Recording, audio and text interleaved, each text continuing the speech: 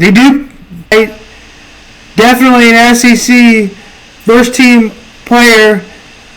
This is a great story. Maybe playing on Sundays. He has had more than a few games where he's been over 200 yards. Maybe he'll start on Sundays and make a nice bit of change in his NFL career so they can live a good life. Maybe he'll have to get a job or something like that, but he definitely can get some money and make more money than the average player, especially a kid from Truman State that was a running back and now is a star in the SEC and at Missouri. That's Sam Vaughan Sports. Here's more on Cody Shader. The most underrated player in college football may also have the best story in America. At one point, the subject of today's video did not have a single Division I offer coming out of high school, played at a Division II school, and then walked on to an SEC program. He started out 7th on the depth chart, but now, after a crazy turn of events, leads the SEC in rushing, is likely going to be an All-American, and may have an opportunity to go to New York. The guy we're talking about is Cody Schrader. He's been a big reason why Mizzou football's had 10 wins this season, and he is honestly the best story in all of college football. In today's video, we're going to talk about how all this happened. We're going to talk about why he had no offers coming out of high school, his record-shattering career at Truman State, and how this walk-on took over Mizzou football and the SEC. But before we get started, if you're a big college football fan, be sure to subscribe to the channel, leave a like if you want to support today's video, and let me know what player, team, topic, or situation I could cover next.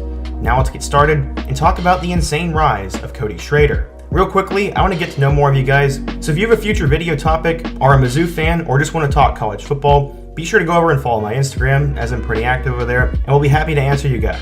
Now back to the video. As many of you know, I'm a huge Mizzou fan, and I'll admit I was very skeptical of Cody Schrader ever becoming much. I remember him committing to Mizzou about 2 years ago, and I thought maybe he'd be a good special teams guy, or 4th on the depth chart. Little did I know he would prove me and pretty much every Mizzou fan wrong, and even the coaching staff itself. But in order to understand how Schrader got to this point, we first need to go back in time. Schrader didn't start playing football until he was in 8th grade, and he grew up in the state of Missouri.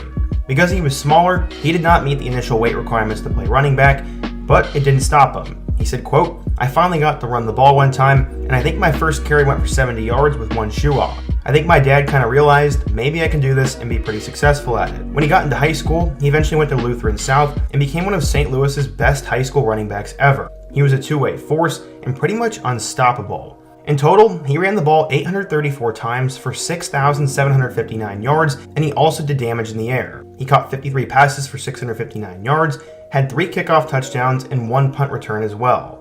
In total, he finished with 114 touchdowns, and that included 3 passing scores as well. Schrader had 17 school records and became a first-team All-Missouri player as a senior.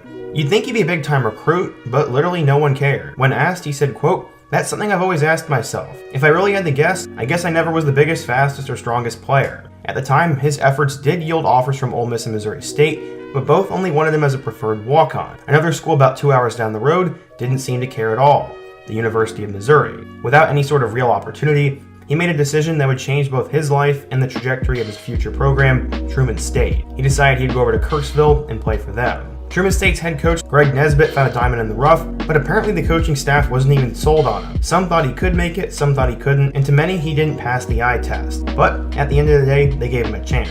I mean, he did put up big numbers. His coach said, quote, "When he came into college, I didn't know much about him besides his video game-like numbers that he had put up. Fast forward a little bit, and we were always in the lab working on our craft during the season.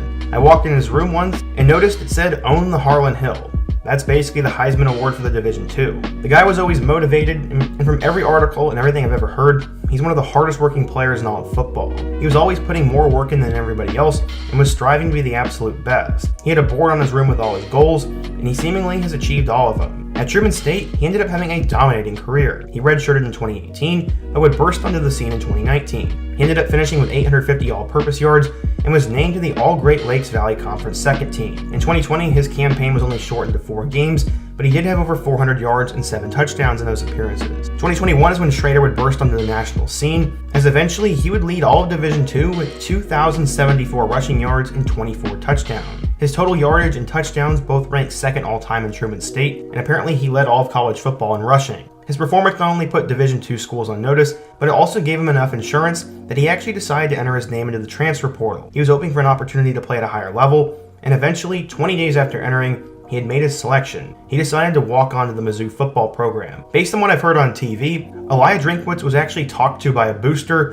who actually had to convince Coach Drink that Cody was worth a shot. At the end of the day, I guess Drinkwitz reluctantly said yes, and it ended up being one of the biggest wins of the last few years for Mizzou.